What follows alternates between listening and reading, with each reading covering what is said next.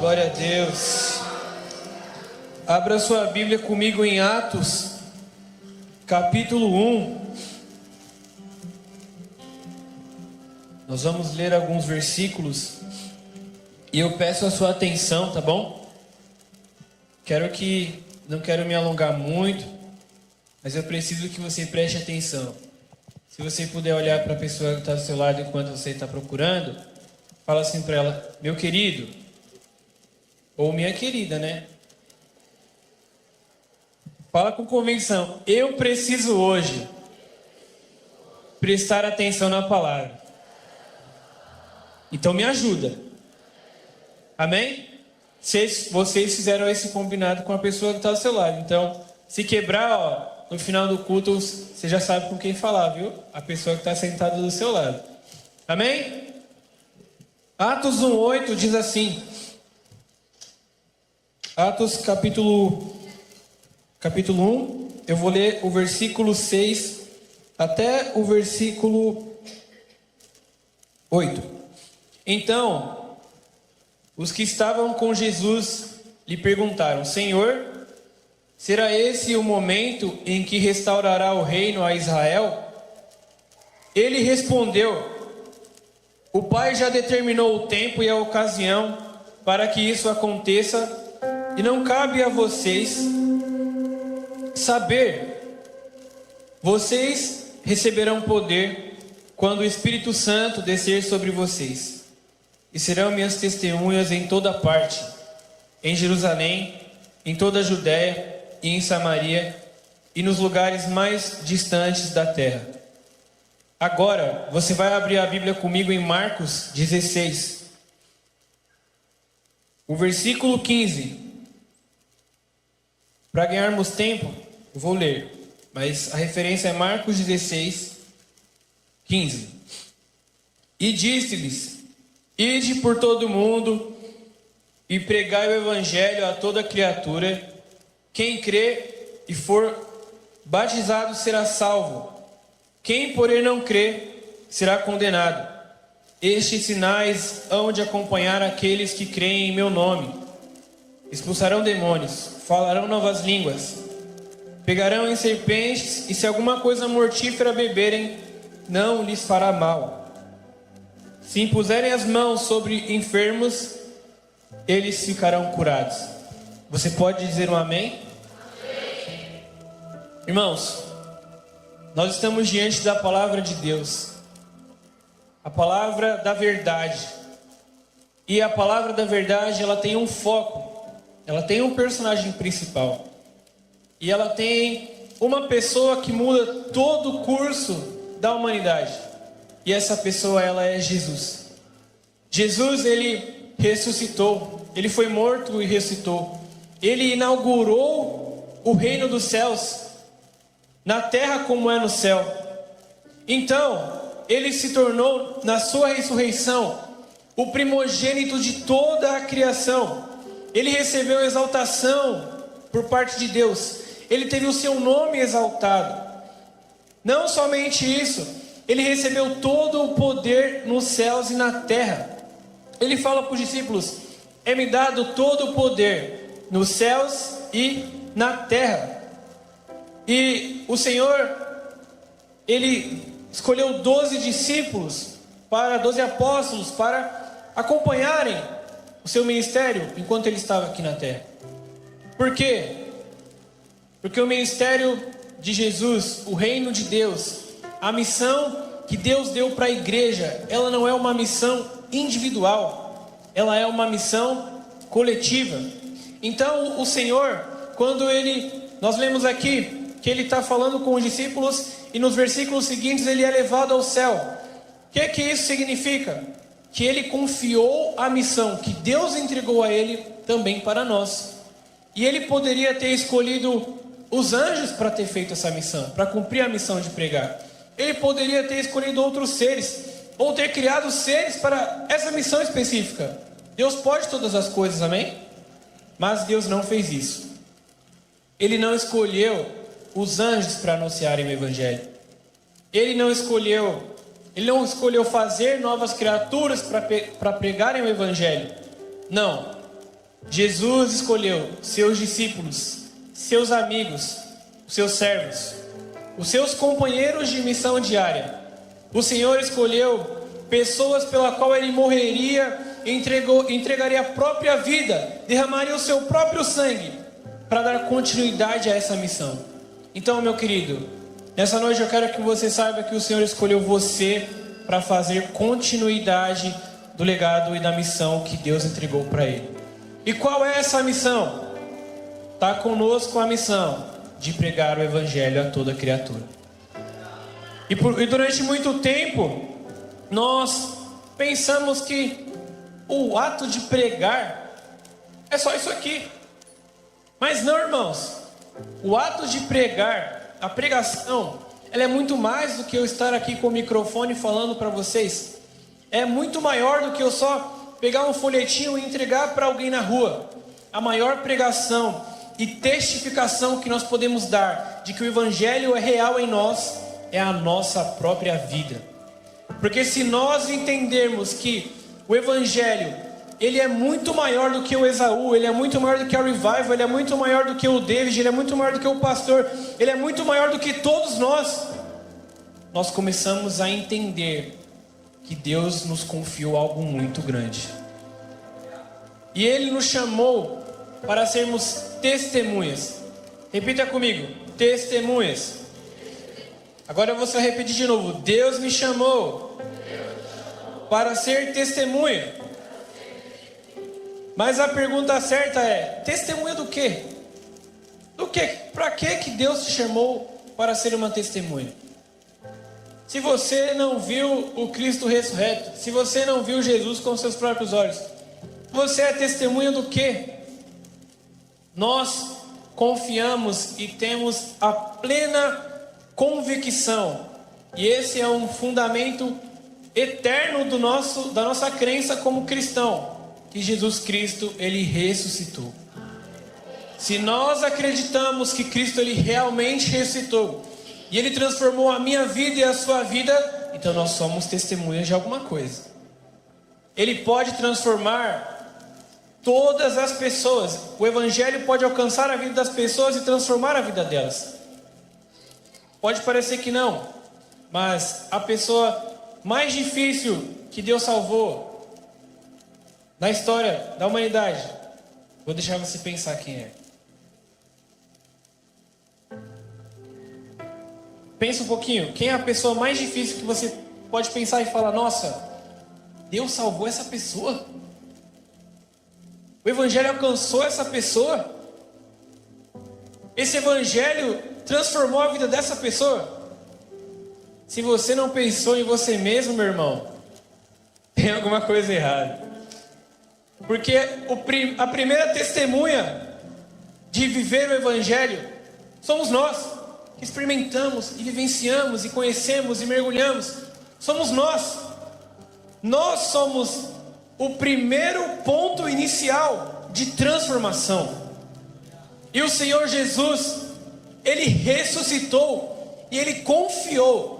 Você não está entendendo? Ele confiou essa dádiva, esse dom, o que Paulo vai chamar de o cerne da reconciliação, o ponto primordial de conexão entre Deus e os homens. O Senhor confiou a nós essa mensagem. Às vezes nós não entendemos o tamanho da responsabilidade que nós temos, mas nós recebemos do Senhor a autoridade, poder e unção para anunciar esse Evangelho. E muitas das vezes nós atribuímos isso só a uma coisa religiosa, algo religioso. Não, a pregação é só na igreja, ou a pregação é só no evangelismo. Não, meu querido, a sua pregação é a sua vida. A maneira como você vive evidencia se você realmente acredita que esse Cristo, Ele ressuscitou. Ele vive para você? Então viva uma vida como se Ele estivesse realmente vivo. E nós recebemos isso recebemos o Evangelho, conhecemos a Jesus, desfrutamos da presença do seu Espírito, você tem que pensar que os profetas, os reis, os sacerdotes, eles queriam viver o que nós estamos vivendo. Eles queriam desfrutar dessa presença, conhecer esse mistério que Paulo vai falar, que é o Evangelho. Isso foi confiado a você, meu querido, sem você comprar, sem você parcelar em 48 vezes no cartão de crédito, sem você passar no Pix. A graça de Deus te alcançou e derramou isso em você de graça. Para você pode não ter custado nada, mas nós ouvimos na oferta aqui, o que custou para Deus? Custou o seu próprio Filho. E nós carregamos a missão de anunciar a salvação do Senhor. O Senhor te salvou para algo, amém? O Senhor não te salvou para você ser somente um crente que vem à igreja e participa, e cultua, e toma santa ceia, e dá o dízimo. Não, o Senhor te chamou para testemunhar. Quantos aqui já estiveram em uma audiência ou já viram uma audiência judicial? Na audiência, quando alguém é chamado para depor e para testemunhar, o que essa pessoa tem que falar? Ela tem que falar toda a verdade. Ela tem que falar tudo, fato por fato, que aconteceu. E nós carregamos esse fardo sobre nós. Carregamos esse fardo que ao mesmo tempo é uma cobrança, mas também é uma dádiva, de anunciar o Evangelho de Deus, de anunciar que Jesus ele morreu, mas a história não termina na morte dele. A história continua porque ele ressuscitou, e ele nos separou de um reino de trevas, ele nos separou de uma inimizade com Deus, e nos trouxe para viver uma vida eterna juntamente com ele. Isso é algo glorioso, meus irmãos. O Senhor nos convida para fazer 3 coisas, para ser testemunha e fazer 3 coisas. A primeira você vai repetir comigo: Evangelho. O Senhor nos chamou para anunciar o Evangelho. O princípio do Evangelho não é a placa de uma igreja. O princípio do Evangelho não é uma denominação. Em Marcos, no capítulo 1, no versículo 1, o escritor vai dizer: o princípio do Evangelho de Jesus Cristo. Antigamente, no Oriente, os reis, eles escreviam cartas, eles escreviam seus próprios evangelhos, e nesses evangelhos, eles destrinchavam todos os passos, todo o passo a passo que ele tinha, até ele conquistar um reino, até ele destruir todos os seus inimigos, até ele se estabelecer como monarca, e se estabelecer a sua dinastia. Mas quando nós lemos o Evangelho de Jesus, é estranho, porque no Evangelho de Jesus é dando que se recebe. No Evangelho de Jesus eu tenho que perder para ganhar. No Evangelho de Jesus, se alguém dá um tapa na minha cara, eu tenho que virar a outra face. No Evangelho de Jesus, se uma pessoa pede para eu caminhar com ela 1 milha, eu tenho que caminhar 2. No Evangelho de Jesus eu não tenho que amaldiçoar os meus inimigos, eu tenho que abençoá-los. No Evangelho de Jesus eu não posso odiar o meu irmão, eu tenho que amá-lo. E no final desse Evangelho, esse homem maravilhoso, que curou, que libertou, que fez um monte de coisa extraordinária na face da terra, ele morre. Ele é julgado de maneira injusta e ele morre.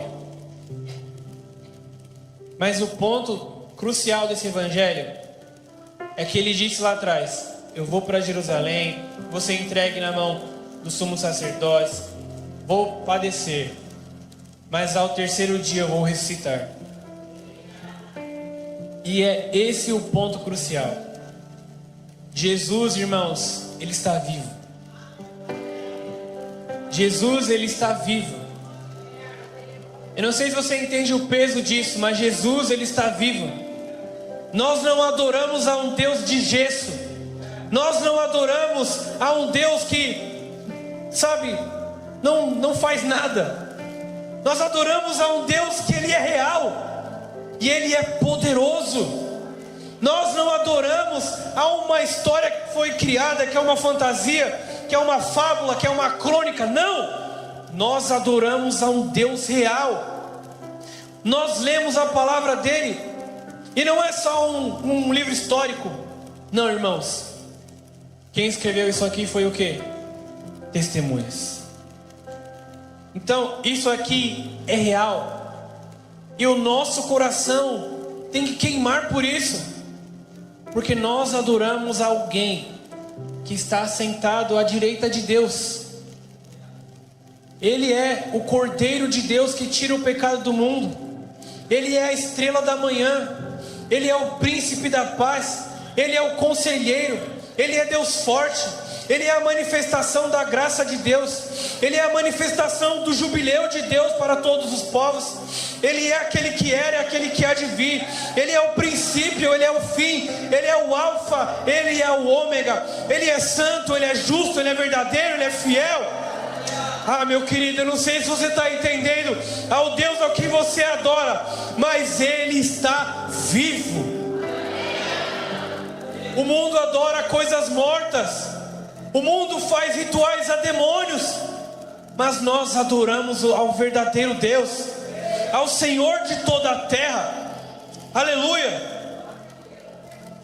E quando Jesus estava aqui, Ele veio mostrar algo que se perdeu durante os tempos.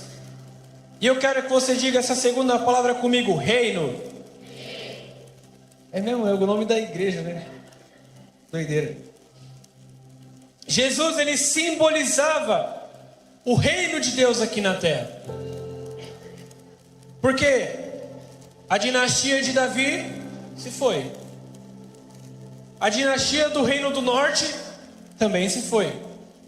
Israel não tinha mais monarca. O povo ansiava por um monarca. Eles ansiavam por um novo êxodo, por um novo libertador. Mas o libertador que veio, ele era diferente de Moisés. Ele era maior do que Moisés. Ele era mais poderoso do que Moisés. Mas ele não veio libertar o povo de uma opressão de um sistema. Ele não veio libertar o povo de uma opressão de Roma. Ele veio libertar o povo. Ele veio libertar a todos de algo muito pior do que o Império Romano. Quem tenta acertar o que é? A morte e o pecado. Os maiores inimigos de Jesus não eram os imperadores, não eram Anás e Caifás, não. O pior inimigo de Jesus era a morte e o pecado. E ele os enfrentou. Então, Jesus, ele mostra para nós, através da sua vitória, que o reino de Deus está sendo estabelecido aqui na terra. E as suas obras e os seus sinais manifestam isso. Por que Jesus curava? Porque no reino de Deus há cura. Por que Jesus multiplicava o pão? Porque no reino de Deus há multiplicação. Por que Jesus ressuscitava os mortos? Porque no reino de Deus há ressurreição. Por que Jesus curava os cegos, abria a boca dos mudos e fazia os ouvidos dos surdos se abrirem? Porque no reino de Deus há milagres. Eu não sei se você está entendendo isso, meu querido, mas no reino de Deus, tudo que é contrário, que é padrão desse mundo, o reino de Deus é de maneira sobrenatural maior, melhor, abundante, eterno, santo e justo. Esse é o reino de Deus. Detalhe interessante, nós fazemos parte desse reino. Amém? Amém. Paulo vai dizer que Deus despojou principados e potestades e todas as autoridades existentes por causa de Jesus. Ele deu um reino que é maior, que é melhor. Lhe deu um reino que ele não passa. Às vezes nós pensamos que o mundo está totalmente desorganizado. As coisas estão indo de mal a pior. O sistema político está uma maravilha. O sistema econômico está pior ainda. Mas Nós devemos nos preocupar sim, pensar na nossa família, no nosso trabalho, mas essa não tem que ser a nossa maior preocupação. Porque quando eu leio a Bíblia, quando eu leio a palavra de Deus, quando eu leio Daniel capítulo 7, eu me lembro de que há um homem assentado sobre o trono. E o seu governo não depende de economia. Seu governo não depende de quem é o presidente, de quem é o ministro. Seu governo não depende da economia global, da geopolítica. O seu governo não depende de nada nessa terra. Porque, lembra o que eu disse no começo? Foi lhe dado o que, irmãos? Todo o poder. Cristo, ele tem todo o poder. Então vamos relembrar. Ponto número 1 foi o Evangelho. Repita comigo, Evangelho. O Senhor também nos confiou o seu reino. Diga reino. E o terceiro ponto é juízo. Repita, juízo. Então esses são os principais pilares do Evangelho. A reconciliação, as boas novas de salvação. Jesus nos trouxe para o seu reino, nos transportou de um reino de trevas para a sua maravilhosa luz. E nesse reino, nós precisamos anunciar aos outros que há um juízo iminente. Que esse rei que veio, que padeceu, que morreu, ele ressuscitou. E ele voltará para buscar o seu povo. Amém? Quantos anseiam isso? Ele voltará para buscar o seu povo. Mas além disso, ele voltará para julgar as nações. E o testemunho dos discípulos do Novo Testamento acerca do Evangelho de Jesus é sempre 3 coisas: arrependam-se, venham para Jesus, porque ele há de vir julgar as nações. Um fundamento de uma igreja apostólica é lembrar de que Jesus, ele vai vir para resgatar os seus, mas também que há um juízo iminente. Ele virá como Senhor. Em Mateus 24, você já leu, você sabe o que acontece. Ele vem com os seus anjos na glória de seu Pai. Para nós no Novo Testamento é uma coisa maravilhosa. Para aqueles que estão salvos é maravilhoso. Mas para aqueles que não estão, irmãos, acabou a chance. E hoje nós lamentamos, nós não falamos mais disso. Nós tentamos pregar o Evangelho para as pessoas, tentando convencê-las de que tudo vai ficar bem, de que é tudo ok, e que tudo vai estar sempre ok na sua vida. Não, irmãos. O nosso reino, como Jesus disse para Pilatos, o meu reino não é desse mundo. Nós não temos que falsear ou colocar palavrinhas bonitas para tentar convencer as pessoas. Se nós tentamos convencer as pessoas com a pregação, a nossa pregação está errada. Porque quem convence é o Espírito Santo. E qual que é o meu papel e o seu papel? Anunciar a verdade. Jesus, ele vem. Ele veio como um cordeiro, não é? E ele voltará o quê?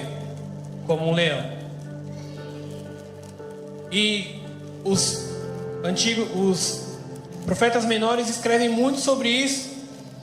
O terrível e glorioso dia do Senhor, que há de vir sobre a terra. Então, nós somos responsáveis por anunciar isso para os perdidos. Está sobre nós. O Senhor confiou isso para nós. Quantos acham que isso é difícil de fazer? É difícil de fazer, não é verdade? Mas nós não conseguimos fazer isso sozinho, porque nós precisamos do Espírito Santo. Sem o Espírito Santo, nós não conseguimos entrar nesse caminho de pregar o Evangelho, de viver uma vida plena para Deus, Sem o Espírito Santo, nós não conseguimos viver um avivamento. Sem o Espírito Santo, nós não conseguimos nada, irmãos. E é por isso que nós precisamos do Espírito Santo. Não é os grandes homens de Deus faziam as coisas acontecerem, não. Eles eram servos. Servos de quem? Do mover do Espírito Santo. Quer ganhar mais almas para Jesus? Quer pregar o Evangelho? Quer evangelizar? Quer discipular? Quer ministrar louvor? Quer ser um bom voluntário na igreja? Se torne amigo do Espírito Santo. Nada na igreja primitiva acontecia sem a presença do Espírito Santo. E é muito poderoso isso, porque no caminho para cá eu estava conversando com o Denis e a gente estava falando sobre como o Espírito Santo faz as coisas acontecerem.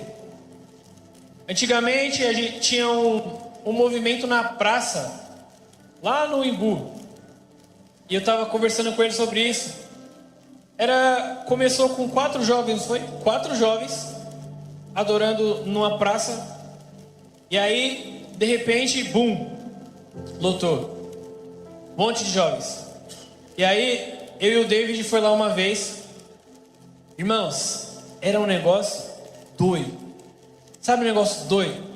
Você vê uns jovenzinhos assim com violão, com carrom, aí reúne todo mundo, aí começa a cantar, e aí começa a adorar, e aí começa a adorar, e aí do nada vem aquela presença gloriosa do Senhor. Você sente a presença do Espírito Santo de um modo poderoso, e você não sabe como está acontecendo, porque, irmãos, não é o movimento deles, não foi o movimento deles, foi algo do Espírito Santo. E nós precisamos estar sensíveis para ouvir o Espírito Santo, amém? Você já deve ter ouvido falar de grandes pregadores, de grandes homens de Deus, como John Wesley, George Whitefield, Charles Spurgeon. Você já deve ter ouvido falar desses caras. Evan Roberts. Você já deve ter ouvido falar desses caras, responsáveis por avivamentos. Eles estavam nos avivamentos em que aconteceram. Mas o que esses homens tinham que nós não temos hoje?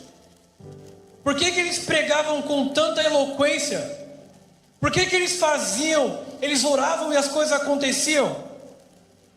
Qual que era a paixão deles?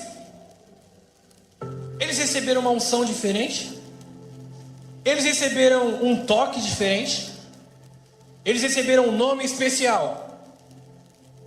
Não, irmãos.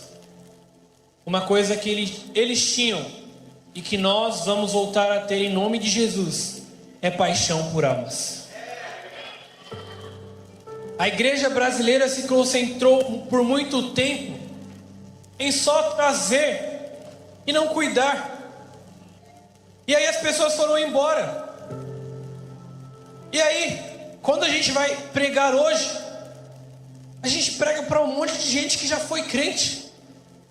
E a situação ficou tão crítica que os próprios crentes se tornaram descrentes. Porque a partir do momento que eu paro de viver esse evangelho de maneira genuína e me torno um consumidor, irmão, o evangelho para mim foi embora já. Porque se eu venho para esse lugar precioso, com essa estrutura, com esse som, com esse telão, só para receber, meu Deus, o que será de mim? Se você vem aqui, escuta o pastor pregar toda semana, e você só recebe, e você não libera isso, irmãos, tem alguma coisa errada com a nossa fé. Nós paramos de acreditar em Deus? Jamais, irmão. Não diga isso. Então por que nós não pregamos mais que Deus pode salvar a vida de alguém? Durante muito tempo a gente ouviu que o Senhor, Ele pode todas as coisas. Que Ele pode mudar a vida de um, pode mudar a vida de outro. E aí recentemente a gente começou a acreditar que tem gente que tem que morrer. Não, fulano de tal é ladrão. Ladrão tem que morrer. Bandido bom é bandido morto, tem que morrer todo mundo. É homossexual, longe de mim. Nós paramos de duvidar que Deus pode todas as coisas? Ah, mas ladrão, olha, o homossexual até vai, agora ladrão. Irmão, o primeiro cara que entrou no céu foi um ladrão. Jesus pregou para quem na cruz? Para o político? Foi para um jogador de futebol? Foi para um apóstolo? Não. Foi para um ladrão. Por quê? Porque Jesus amou aquele homem. Assim como Ele amou você também. Assim como Ele me amou. E se entregou por mim, e se entregou por você, e se entregou por um monte de gente ruim também. O que falta em nós, irmãos? Para voltarmos a pregar o Evangelho acreditando que Deus pode transformar a vida do nosso vizinho, que Deus pode transformar a vida dos nossos filhos, que Deus pode transformar a vida do nosso bairro, das pessoas do nosso bairro, que Deus pode transformar a vida de um morador de rua, que Deus pode transformar a vida do cara que vende droga na sua esquina. Por que nós paramos de acreditar isso? Será que entrou ciência demais no nosso coração? Será que entrou conformismo demais no nosso coração? Mas, irmãos, eu falo isso toda vez. Eu não quero que você me ache um cara legal, que você ache minha mensagem legal, porque ela é dura.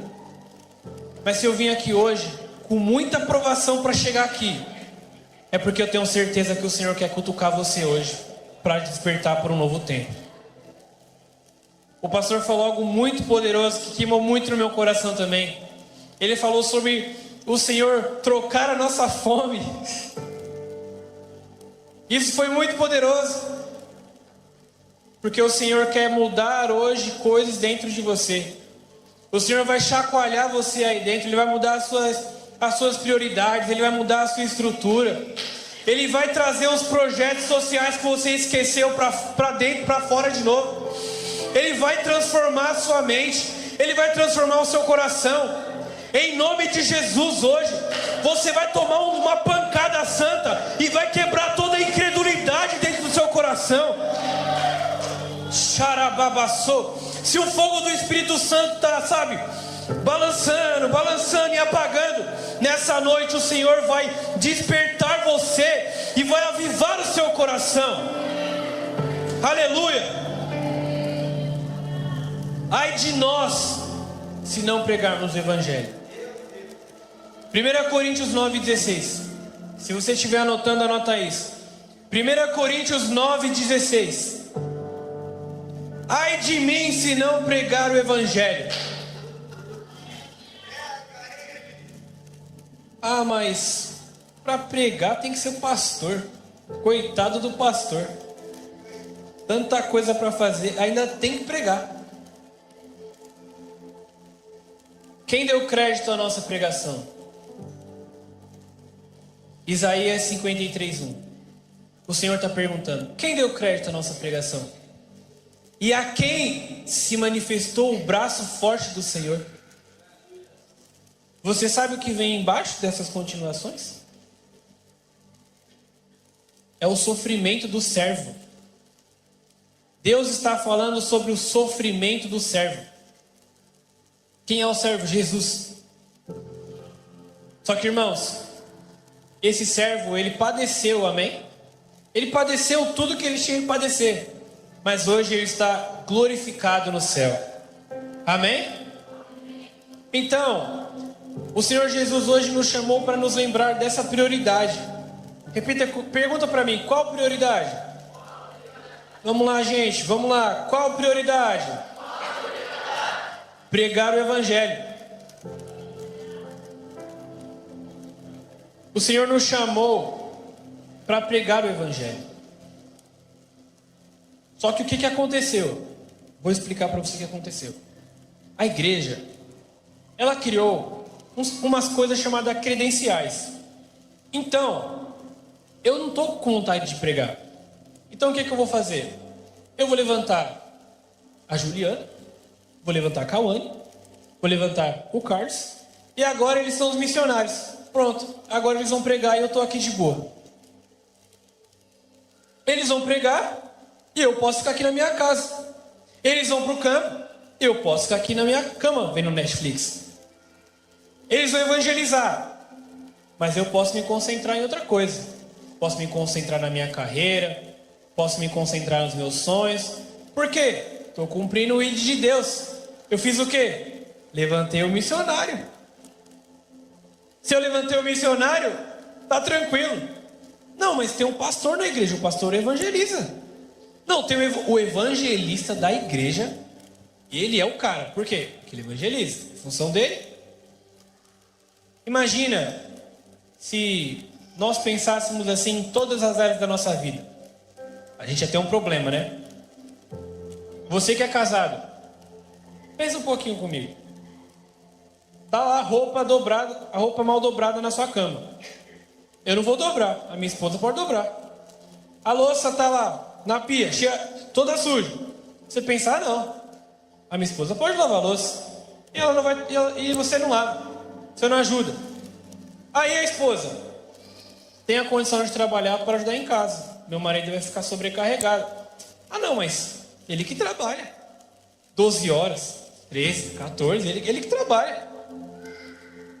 Imagina se a gente pensasse assim, sempre credenciando, responsabilizando o outro, terceirizando.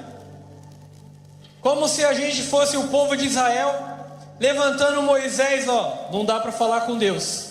Acho melhor você falar com ele sozinho e fala com a gente, porque eu estou com medo, né? Melhor não. Não, meu querido. O Senhor te chamou para fazer parte dessa obra.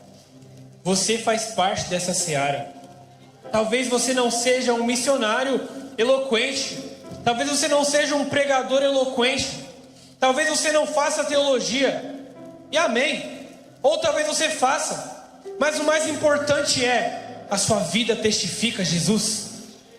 Porque se a sua vida testifica Jesus, meu irmão, não importa a sua pós-graduação, não importa a sua teologia ou não importa se você é membro há 20 anos, 50 anos, se a sua vida transparece a vida de Cristo, meu querido, você é muito especial para Deus, e por causa disso, vidas podem se render através da sua vida. Olha que coisa gloriosa. O Billy Graham tem uma frase muito legal: nós somos as Bíblias que o mundo está lendo. Nós somos os sermões que o mundo está prestando atenção. Hoje a gente está vivendo uma era muito fácil, uma era de fast food, uma era de fácil dopamina, uma era de assistir Reels, né? Uma era de ficar viciado no TikTok, viciado no Instagram. E a gente quer que tudo na nossa vida seja rápido. Rápido, fácil e prático. Rápido, fácil e prático. Mas não é assim. Irmãos, nós temos 74 milhões de evangélicos no Brasil. Quantos evangélicos eu disse? 74 milhões. É muita gente? É muita gente, né? Agora imagina, se todas essas pessoas vivessem uma vida como a de Jesus. A política seria a mesma? A saúde seria a mesma? A educação seria a mesma? A segurança seria a mesma? Não, não seria. Mas por que tanta coisa acontece então? Porque em algum momento nós, como igreja, e eu me incluo nisso, a gente se distanciou. A gente se calou, a gente fingiu que não viu. Mas Deus está chamando o samaritano para passar no caminho de novo. Só que dessa vez o samaritano não é Jesus, o samaritano é eu e você. Nós temos que levantar aqueles que caíram. Nós temos que ir em direção a quem a sociedade não quer. Nós temos que ir em direção, lutar pelas pautas sociais, lutar pelas pessoas oprimidas.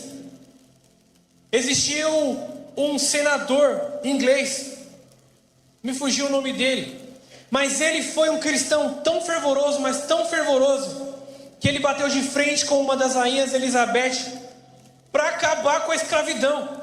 Ele queria abolir a escravidão. Sabe qual era a frase dele? Os filhos de Deus nasceram para serem livres.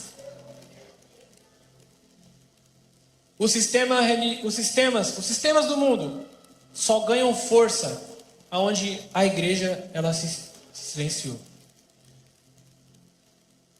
Mas nós temos esse poder, irmãos. Nós temos esse poder. Está em nós. Nós carregamos uma mensagem muito poderosa, algo transformador. E qual é o desejo do Senhor para você nessa noite, ouvindo tudo isso, que te confrontou, porque me confrontou também. Eu fiz essa palavra chorando. Eu até falei para minha esposa, eu não sei se eu quero pregar isso, porque se isso aqui está confrontando vocês, imagina eu que escrevi. O Senhor está nos chamando hoje para realinharmos a nossa rota. Talvez você tenha o sonho de ser milionário, amém. Talvez você tenha o desejo de que seu negócio prospere, amém. Talvez você quer ser a pessoa mais influente daqui da igreja, do Instagram, do TikTok, amém. Você pode ser. Mas cara, o Senhor está te chamando para viver uma vida sobrenatural. E essa vida sobrenatural envolve anunciar o Evangelho.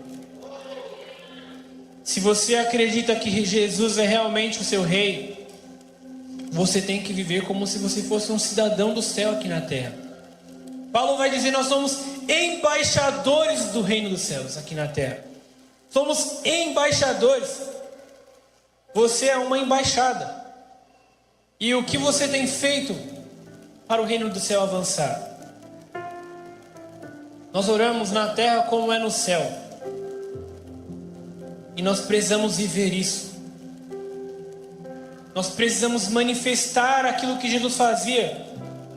Mas eu não tenho idade, eu sou muito novo. Não tem problema. O profeta Jeremias disse para Deus que ele era só uma criança. E o Senhor disse, você é meu profeta. Isabel já era muito velha para ter filho. E o Senhor disse, você vai ter um filho. E ela teve João Batista. Abraão então, ele era velho também quando ele recebeu a promessa. Eu te pergunto, meu querido, o que é impossível para Deus fazer por você hoje? Se Deus quer te levantar como uma voz poderosa, o que te impede? Você já tem o envio do Senhor Jesus. Ele já enviou você para pregar. O Espírito Santo é o seu consolador, seu ajudador. Você já tem ele com você. O que te impede de anunciar a Cristo?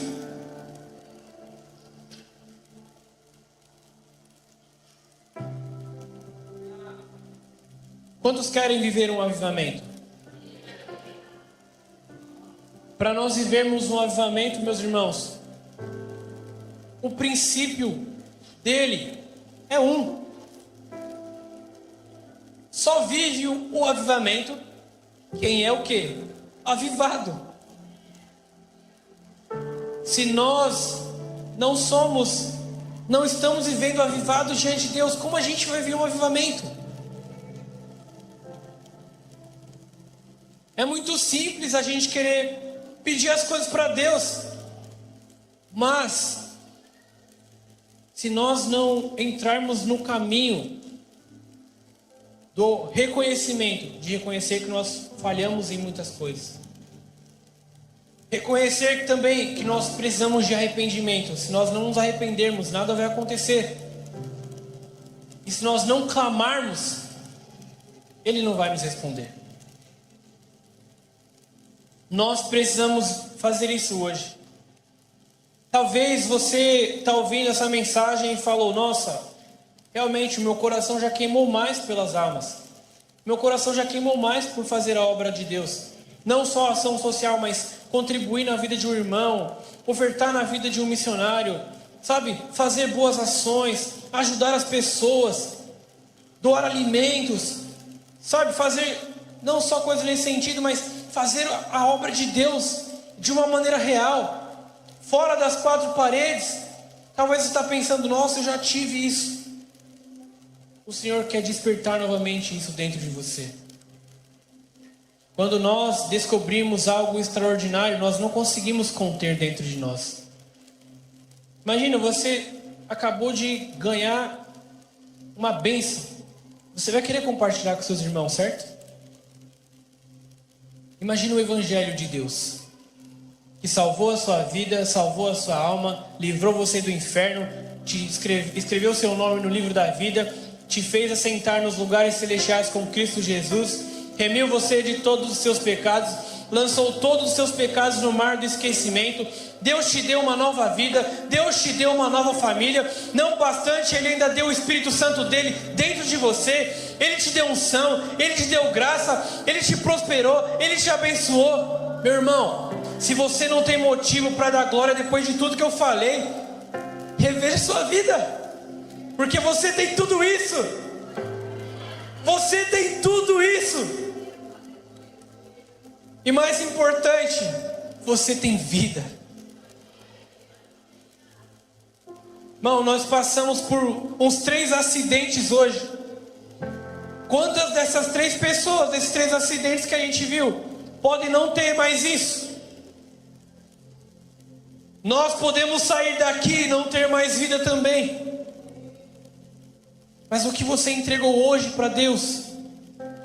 Porque para Deus o amanhã é dele, mas a gente só tem o hoje.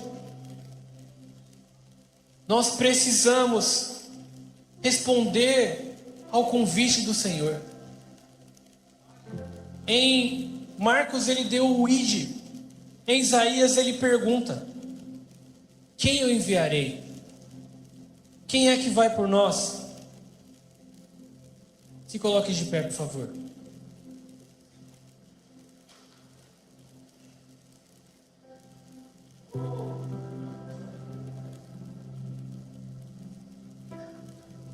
A nossa missão, meus irmãos, é maior do que a nossa vocação. A nossa missão, ela é muito maior do que a nossa credencial. A nossa missão, ela é muito maior do que o nosso diploma.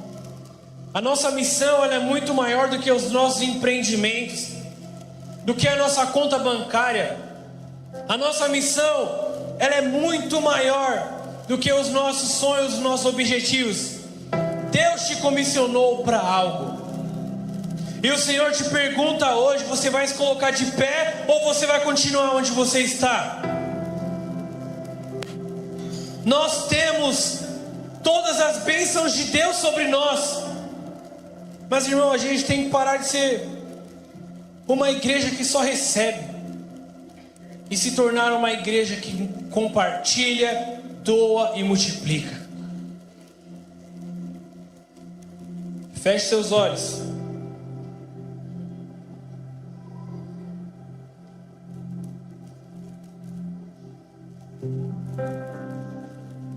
Talvez você ouviu essa palavra e pensou: nossa, eu já tive essa paixão pelas almas. Ou você está pensando: eu nunca tive essa paixão pelas almas. Talvez eu nunca pensei que o Evangelho fosse tão importante assim.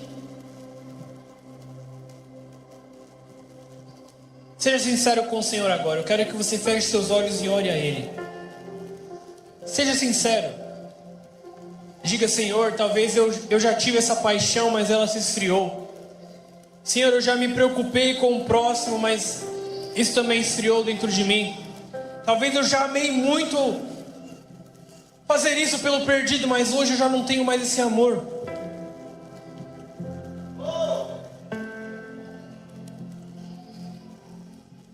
O Senhor perguntou para Isaías se ele estava pronto para ir servir como profeta em Judá. E o Senhor pergunta para você hoje: você está pronto para ser a minha voz em Jundiaí? Você está pronto para ser a minha voz no seu trabalho, na sua escola, na sua faculdade, aonde você estiver, você está pronto para ser a minha voz? Você está pronto para ser a minha testemunha? Responda em oração agora. O primeiro passo é o reconhecimento. Reconheça. Se você tem falhado com o Senhor, reconheça.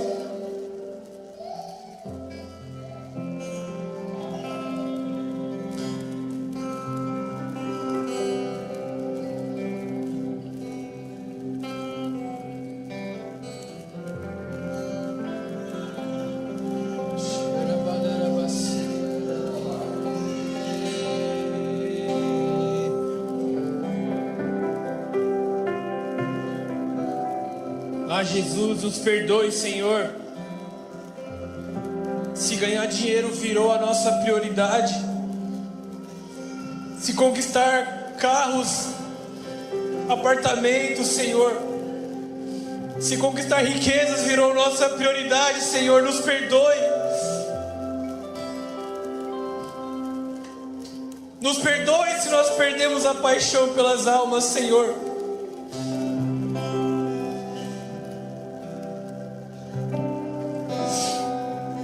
Vamos, irmão, reconheça. Reconheça. Ele está aqui no nosso meio. Ele está te ouvindo. Fale com Ele.